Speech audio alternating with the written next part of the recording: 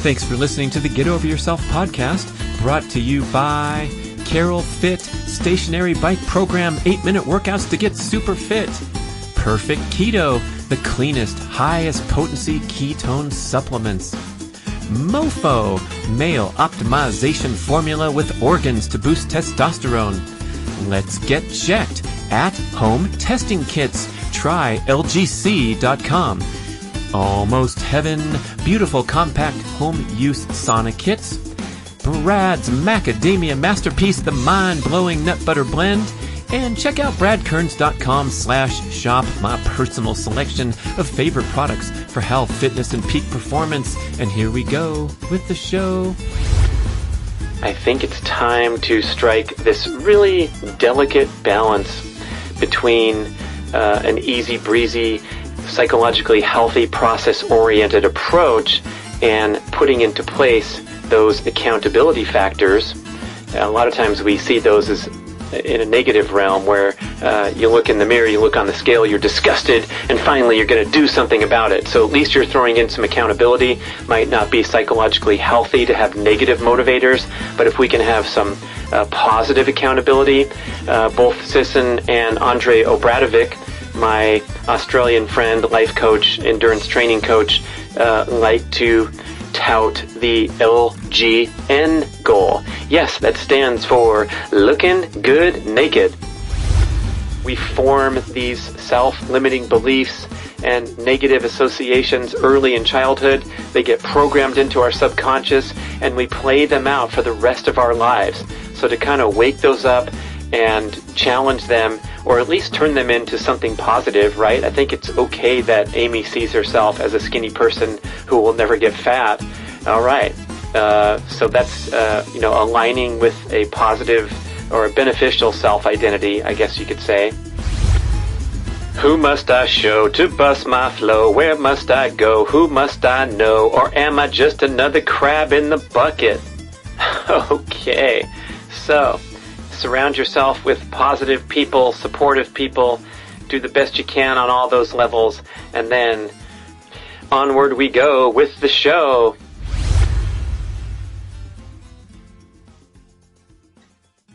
Hey folks, I have discovered a bloody awesome new workout program that gets you results in 8 minutes. Yes, an 8-minute workout. And don't laugh, because the science supports the assertion that a properly conducted high-intensity workout lasting only 8 minutes with less than a minute of explosive sprinting effort can deliver more benefits with less downside risk than a pattern of much longer, more depleting cardiovascular workouts. It happens with Carol, my friend Carol. CAROL stands for Cardiovascular Optimized Logic. It's an artificial intelligence-powered interactive exercise bicycle that learns to apply the exact resistance you need to get fitter over time. This thing is cool. We're friends. I hit it hard. I get benefits. I get results. Basically, what you do is you go into the program on the screen, you warm up for a bit, you hit an all-out 20-second sprint, you recover for a few minutes, you blast another 20-second sprint, see how high you can get your watts up there like the Tour de France guys, you cool down, and you're done.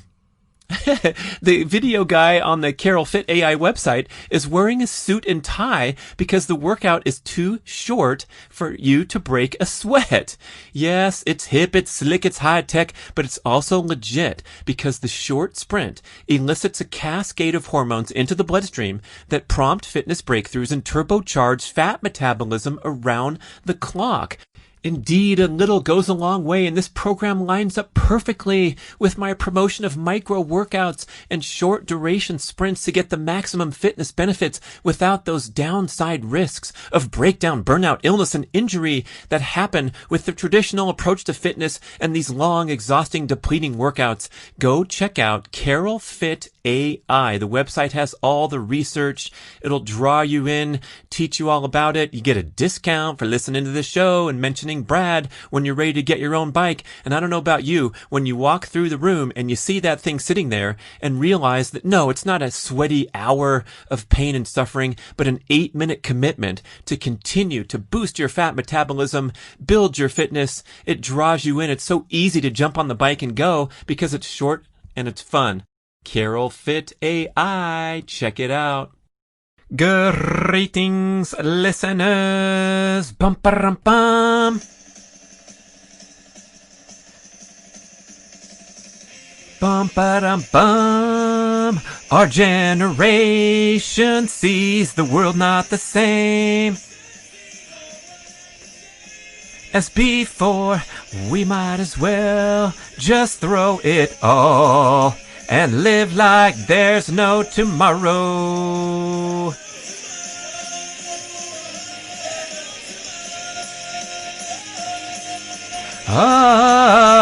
Oh, let's go into a fun show. How to lose 8 pounds of body fat in 6 weeks. Sound familiar? Yes, that was the subtitle of a previous show that I called the Fatty Popcorn Boy Saga, talking about how things got out of hand for me a little bit. This was back in 2019. Stepped on the scale one day, saw the big number of 172 pounds that I'd never seen before. Couldn't believe it. What the heck?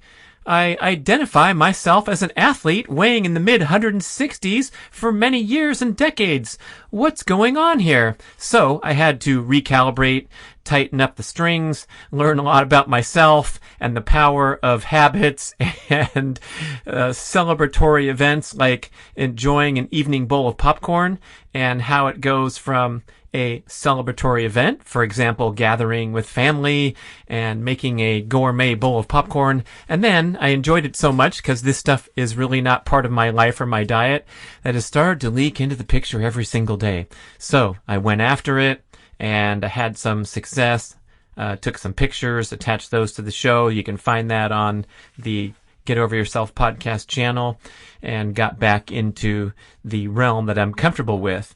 So I am alternatively pleased to report and also embarrassed to report that I have gone through the cycle again here in 2020. Not going to blame the quarantine, absolutely not, but in tandem with the lifestyle changes that occurred, I have to admit that the scale number creeped up again to that $172.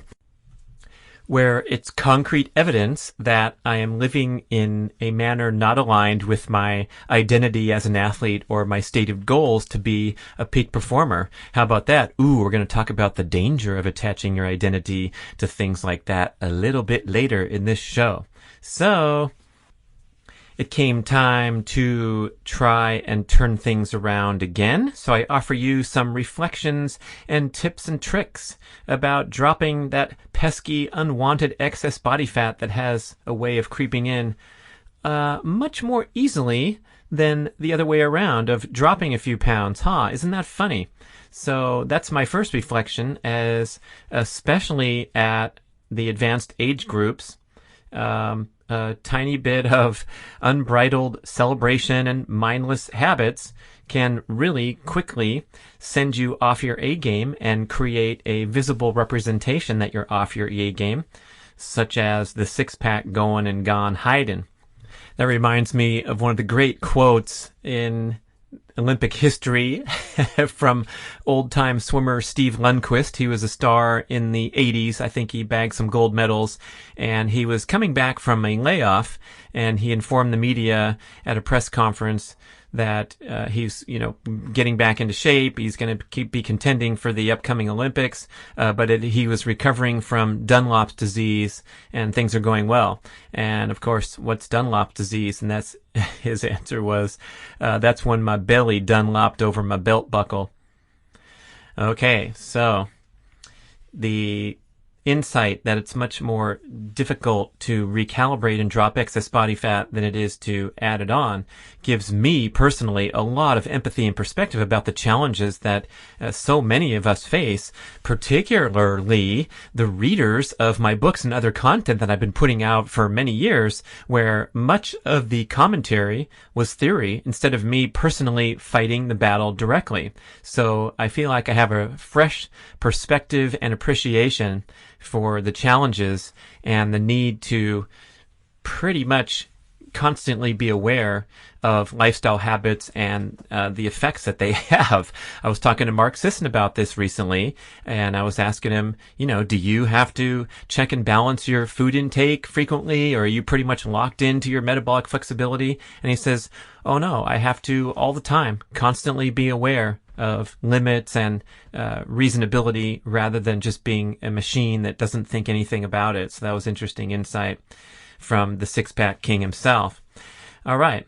So I would probably be comfortable declaring that dropping excess body fat is the number one diet, fitness, and health goal that we share in modern life.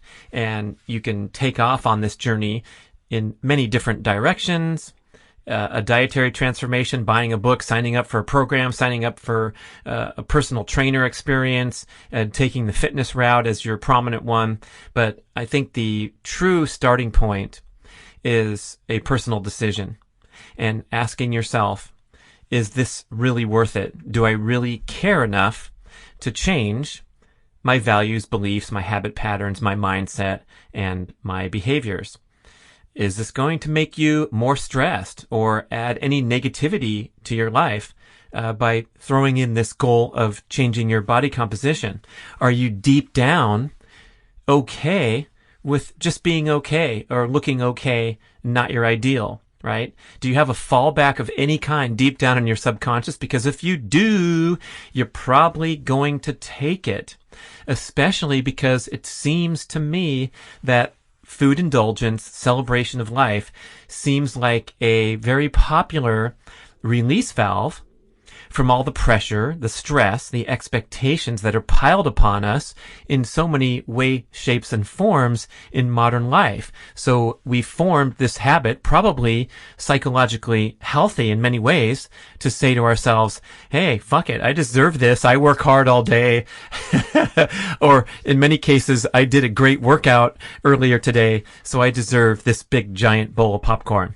Andrew McNaughton had some interesting comments on this during one of our podcasts together, and he argued that what you deserve is nothing less than optimal health.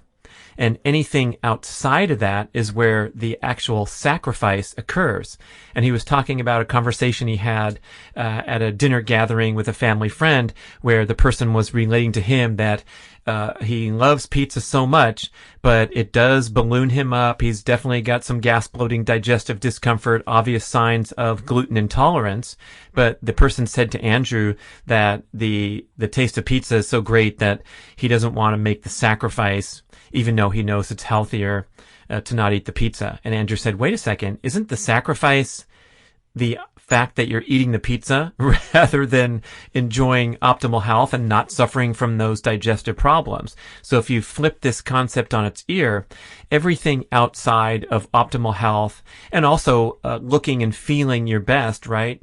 Having the appreciation and the enjoyment in that realm, anything less than that is a sacrifice. So the consuming the popcorn, the ice cream, the whatever is making sacrifices each time away from your stated goals and your values and belief systems.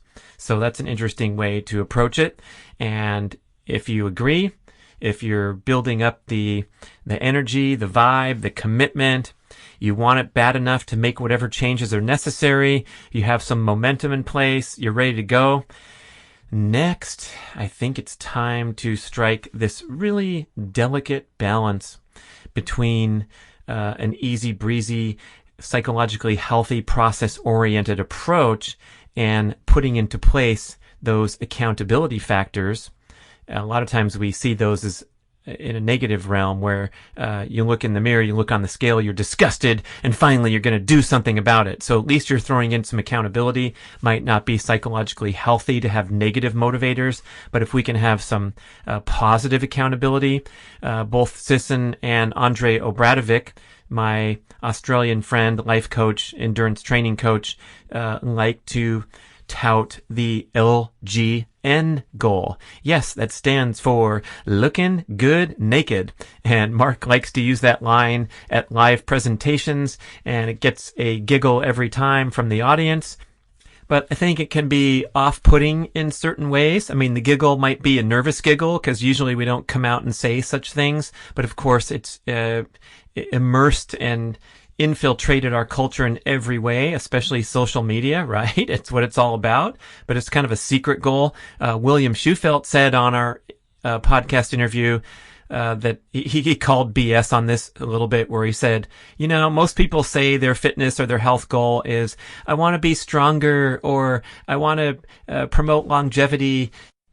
I want to have more energy during the day. But he said, hey, look, really what it comes down to is most people just want to look better. I'll give him a little acknowledgement there, right? So deep down, if we can bring that to the surface and say, hey, LGN is one of my prominent motivators. Okay.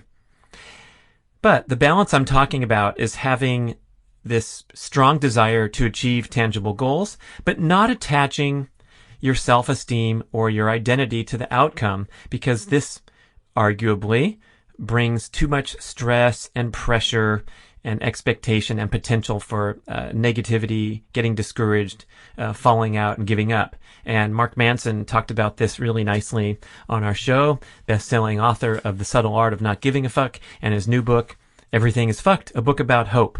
And one of the sections of his book has this headline, Change Your Actions, Not Yourself. An easier way to achieve goals, he's talking about. And here's his quote. The trick to quitting smoking or changing any other habit is to recognize that your identity, that elaborate mental framework you devised in your mind and labeled as me, doesn't actually exist. It's arbitrary. It's a facade. It can be raised or dropped at will. You are not a smoker.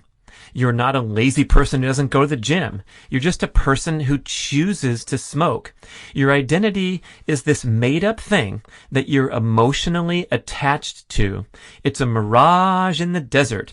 So his most important takeaway message from this passage and the many links to the articles he writes about this concept a lot is that you should think of your life as a long series of actions and decisions. That's it. Don't attach your character to things you do. Again, if you do so, you risk yourself setting yourself up for disappointment, failure, backsliding. Whew. Okay, so that's a really tricky balance, right? You want to look good naked, but you don't want to attach your self-esteem, your identity to looking good naked. Can you do both? Oh, I should say so. And in fact, that's pretty much describes the theme of the Get Over Yourself podcast and the rationale for titling it that.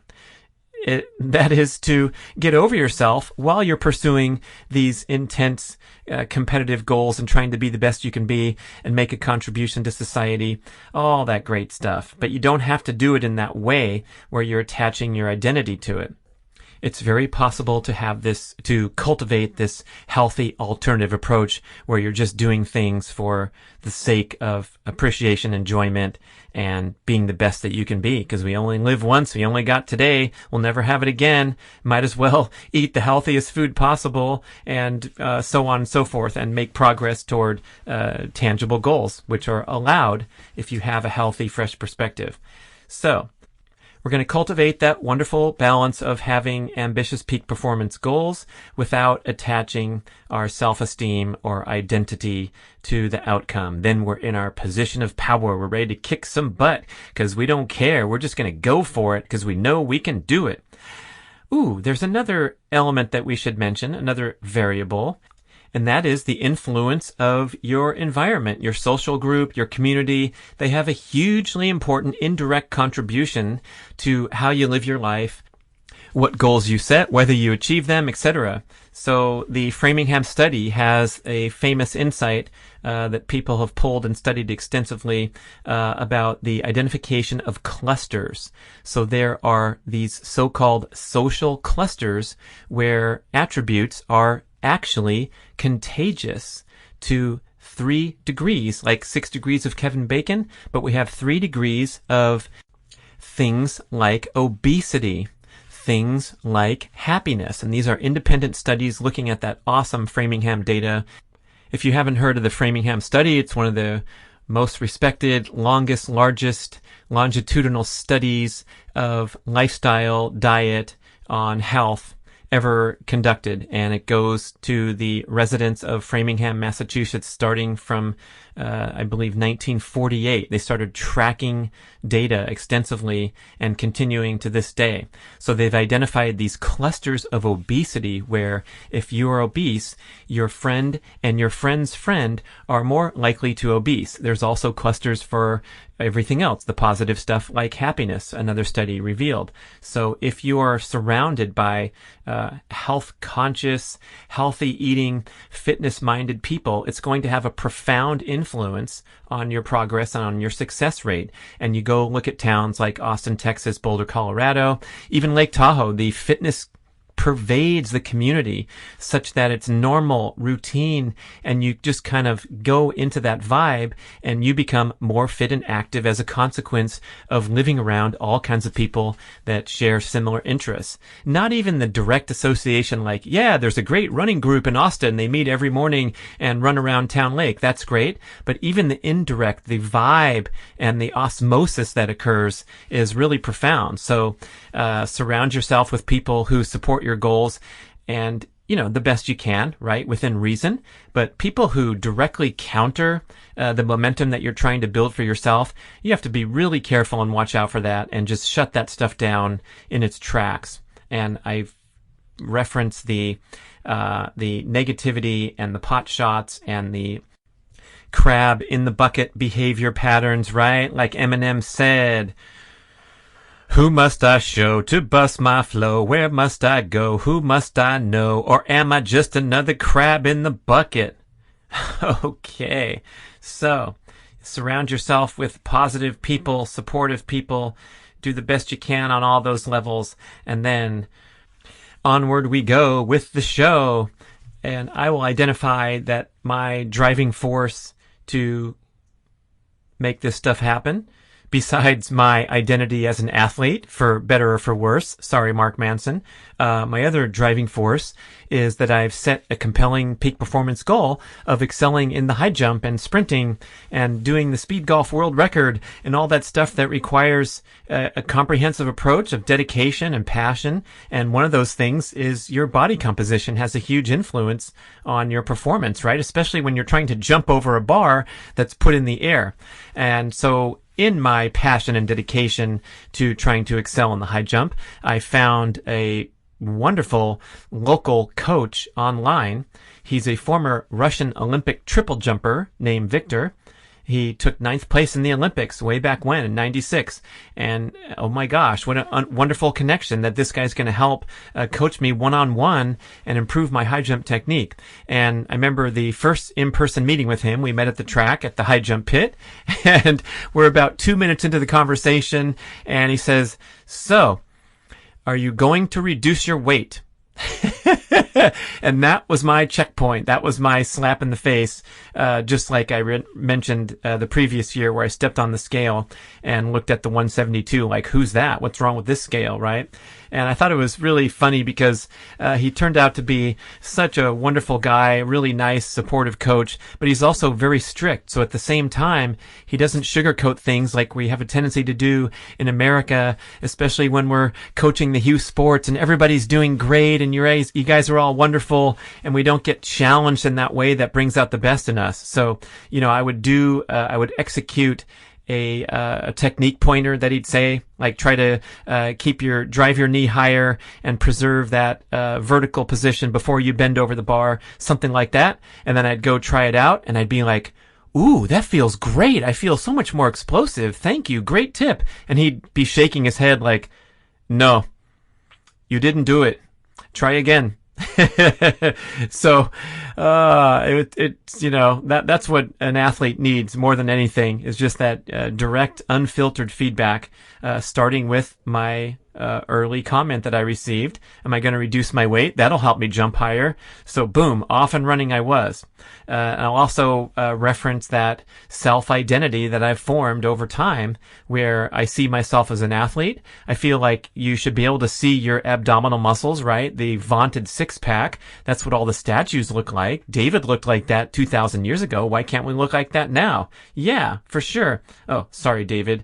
How old's David?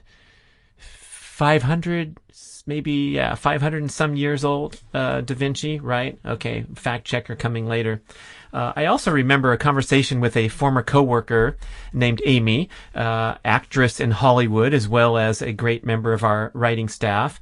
And we were talking about weight loss. I think a new book was coming out that she was editing, whatever. And she made this passing comment that stayed with me, even many years later. So she was very slender, healthy person, right? Trying to get in the mix in Hollywood. And she said, I'm just positive that I'm never going to get fat because I see myself as a slender person. And so anything that happens to depart from that, I immediately correct automatically. I don't even think about it. And her comment was so nonchalant, but I thought it was profound that she is a skinny person, period. And anything that's misaligned with that is going to be corrected without even thinking about it at the subconscious level. So can you imagine the opposite of that, where you've developed negative self-image? You've had self-esteem hits occur because you've had negative feedback about whether it's your appearance, your body composition, or anything else that you've absorbed in life. And that's where we're talking about the insights from Bruce Lipton's book. I had a whole show about that, where we form these self-limiting beliefs and negative associations early in childhood. They get programmed into our subconscious, and we play them out for the rest of our lives. So to kind of wake those up and challenge them, or at least turn them into something positive, right? I think it's okay that Amy sees herself as a skinny person who will never get fat. All right. So that's, aligning with a positive or a beneficial self-identity, I guess you could say. And then finally, I hope all y'all listening are interested enough in your health that you're getting routine blood work done, because you can feel okay on the outside. Maybe not perfect, but you could have some bad stuff going on inside. So the window, the snapshot that your blood work reveals potential problems brewing inside. And this should be a big time motivator, because if you got problems going on, you are entering into, or you're heading down a path of tremendous pain and suffering and accelerated demise of things that you can right so quickly. I mean, metabolic syndrome, which by many accounts, medical experts agree, is the number one public health problem facing modern citizens across the globe, is a collection of risk factors, 5 of them, that are identified as leading to big trouble. Type 2 diabetes, obesity, cancer, heart disease. And those markers are, off the top of my head, fasting glucose, HDL cholesterol, triglycerides, waist measurement, and one other one. But the point being that these risk factors, if you have been identified as metabolic syndrome risk factor or pre-diabetic or what have you, can be corrected in a few weeks of dietary transformation. Wow. So a lifetime of pain and suffering, decades of suffering from type 2 diabetes can be corrected with throwing a few things out of your diet for a few weeks. That's incredible. Very empowering. So some of the things to look for in your blood work: you've heard of triglycerides. It's a hugely important factor. It's the amount of fat circulating in your blood, and that's not a good thing. Fat in your diet is a good thing. Burning fat is a good thing, but if you're circulating a lot of fat in the blood, it has the potential to do bad stuff and initiate the heart disease process that we're so familiar with, the clot on the artery, and so forth. So you want to have minimal fat circulating in your blood, because that means you're burning it rather than being overwhelmed and in the direction of storing it because you eat too many carbohydrates. Does that make sense? High carbohydrate intake equals high insulin production. The insulin is a storage hormone, so it's taking the fat, transporting it through the bloodstream into fat stores. And so high triglycerides is a huge risk factor for heart disease and many other conditions. You might have heard the benchmark of 150 as a safe or normal triglyceride level. And if you're over that, the doctor's going to be very alarmed, possibly write you a prescription, encourage you to exercise more, change your diet. Dr. Ron Sinha, who I've had on the show and is a great expert to resource for all this stuff, he wants to see your triglycerides under 100. So I'm going to trust him over the boilerplate numbers that are representing a very unhealthy population as a whole. So we don't want to be normal in a lot of ways with our blood work because we're talking about the sickest and fattest population in the history of the human race. So if Sinha says get your triglycerides under 100, we definitely want to shoot for that. HDL, the good cholesterol, we want to see that at least over 40. And as Sinha and also Dr. Kate Shanahan note, the ideal and possibly the number one best blood marker to track your heart disease risk or your heart disease prevention is the triglycerides to HDL ratio, the trigs to HDL ratio. And you want to strive to get that at 1:1.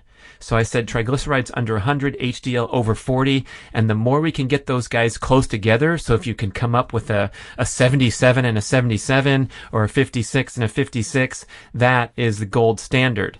If you're worse than 3.5 to 1, such as a triglyceride number of 250 and an HDL of 30, you're in big trouble, and that requires an immediate dietary transformation to get out of that high risk of heart disease, cancer, type 2 diabetes. Okay, so look at your trigs under 100, your HDL over 40. You want your vitamin D to be up and over 50. I believe the quote-unquote normal on the blood report is 30, and anything over 30, your doctor's not going to bat an eye. But the vitamin D advocates, the experts like Dr. Michael Holick, author of the Vitamin D Solution, putting his life's work into this matter, we definitely have a widespread chronic deficiency in vitamin D because of our indoor dominant lifestyles and many other reasons, especially fear of the sun, thanks to irrational fear of the sun and being told to sunscreen the heck out of our bodies all the time. But vitamin D is mostly obtained from sun exposure. So at those times of the day and the times of the year that you are able to manufacture vitamin D, as evidenced by being able to tan, that's when you want to get outside and expose large skin surface areas all over your body to sunlight and try to get that vitamin D number much higher. Yeah, whatever. Who's this guy? Well, this stuff has become vastly more important these days because vitamin D has been associated with immune response to, for example, global pandemic viruses. And you can listen to Dr. Rhonda Patrick talk for a couple hours on Joe Rogan podcasts about the tremendous importance of a healthy vitamin D level. So it's no joke. You got to get out there in the sun, expose large skin surface areas of your body to direct sunlight at times when you are capable of tanning. So if you go out there in December on a sunny day and attempt to sunbathe, but you can't tan if you were out there for 5 hours, that's not going to work for vitamin D. And if you have a sun-challenged lifestyle, of course, you can supplement with a high-quality vitamin D3 product. As far as the inflammatory markers, you also want to be checking those in your bloodstream.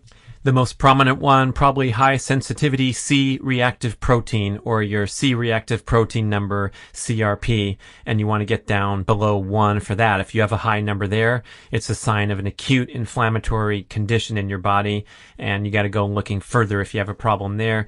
And then the HbA1c, the hemoglobin A1c, is a representation of the average amount of glucose in your bloodstream over a longer period of time than the fasting blood glucose, which of course is another extremely important marker, but you want to combine those two insights together because you can get fasting blood glucose down by fasting for a day, and if you've been eating a junk food diet for the previous 6 months, you're going to have an adverse value for the HbA1c. So fasting glucose, we want to see that under 100. Some of the real ancestral living experts will even want to see you in the 90s or the 80s. With the HbA1c, somewhere around 5.5 or below is what they want to see, and definitely not over 6, because that's an idea that you've been consuming too many carbohydrates, not exercising enough, and are in that fat storage disease pattern rather than health. So if any of that stuff comes up for you, those should serve as incredible motivators to try and drop excess body fat.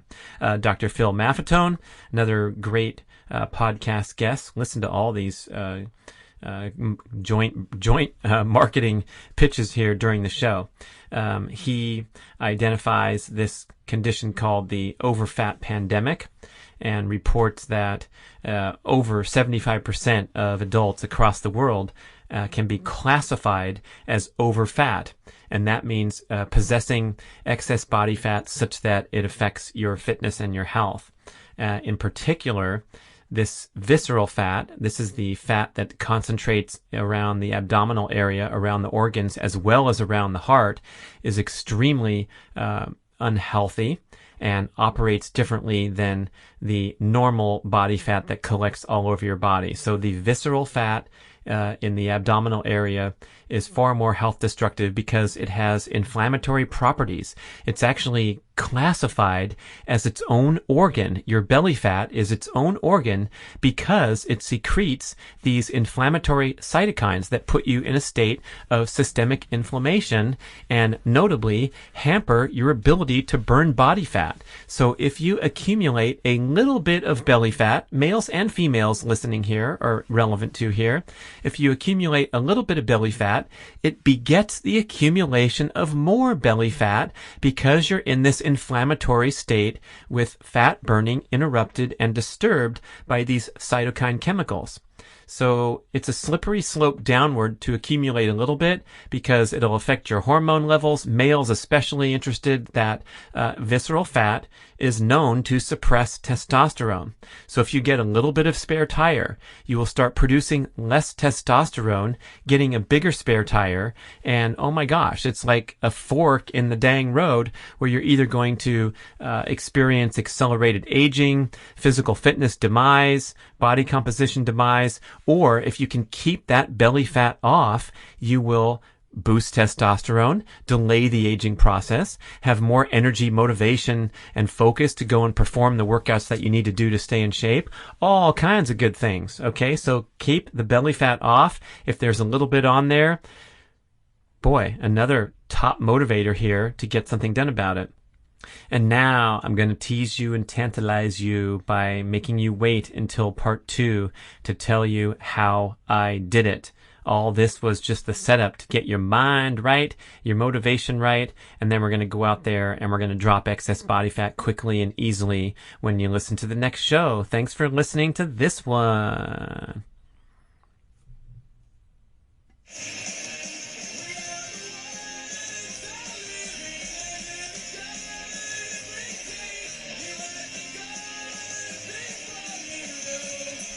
And live like there's no tomorrow.